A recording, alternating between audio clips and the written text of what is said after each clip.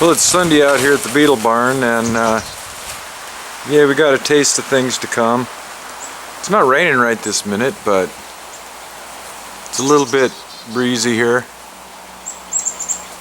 And anyway, yeah, fall's almost upon us.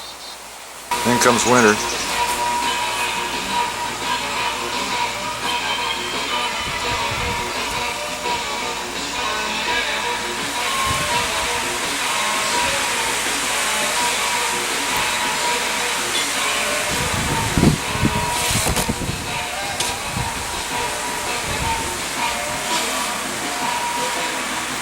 What we've got here is a keyed, it's a tapered hub. You can see there we got the keyway on the right. There's a split in it over here on this side. This compresses down on this shaft. This hub here is tapered as well, so when you tighten it all in, it compresses down and holds this in place. Used a lot in a lot of applications. We've got another one that would have held that the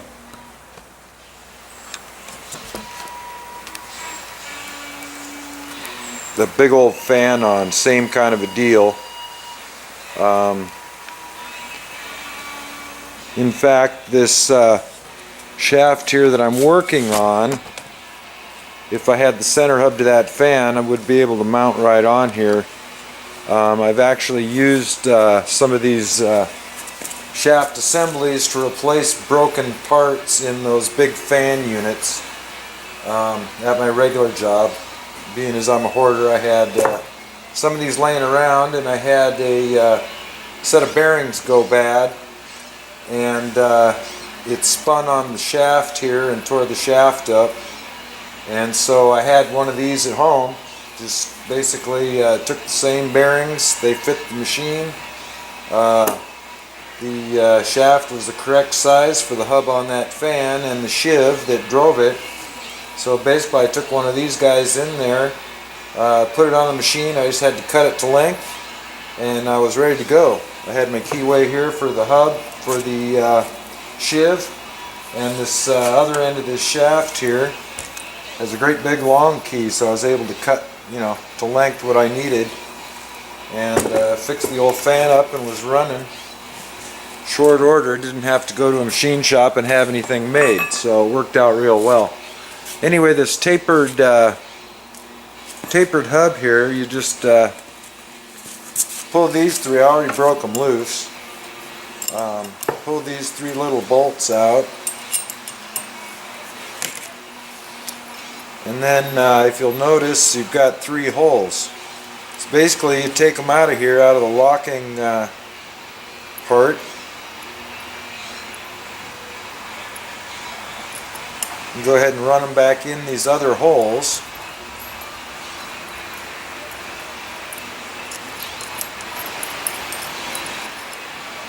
This collar here is threaded on these other holes, not on the holes that do the tightening, however.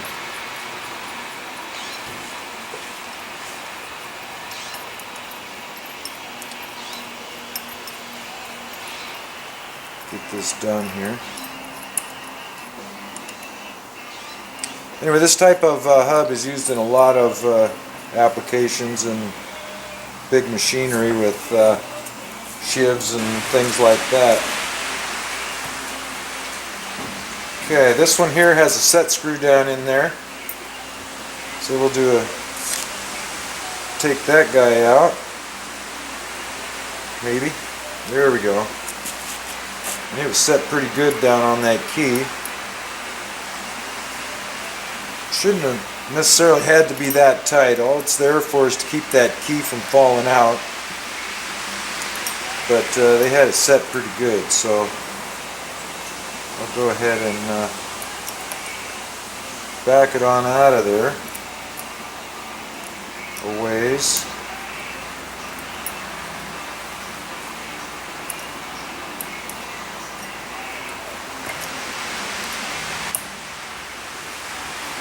Okay, that should be backed up off of that key pretty good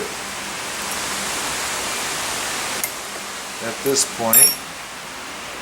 Just start going around in a circle, a little bit at a time. This one here ought to break loose. It hasn't been out in the weather. It's not all rusty, so it ought to break loose fairly easily, although it is cold out here. You don't want to go too hard on these little screws. They're not that strong, and you will snap them off. Just go a little at a time.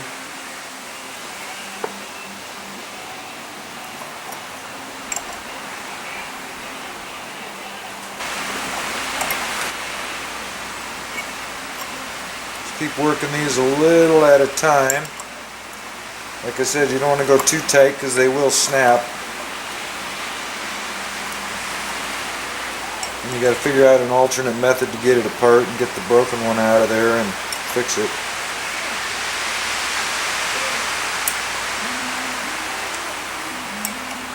As you work these in a little bit at a time, you'll notice the collar starting to pull off, or the gear part here is pushing away.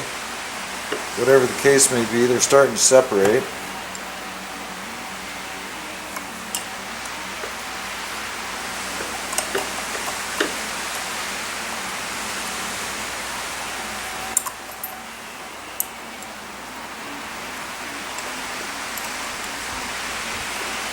And it's pretty well there at this point.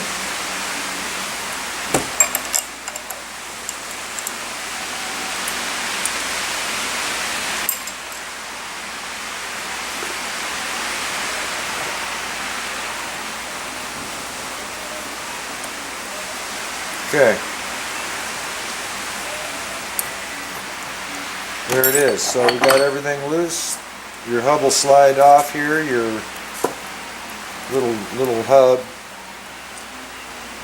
and yeah, and you got your gear. It's basically this part here has got a slight taper on it, and it's got this slot in it so it can compress down, and it'll compress down on this shaft, keep it from coming off. Plus you have the key there on the drive, and there you go. So that's how to remove a tapered type hub.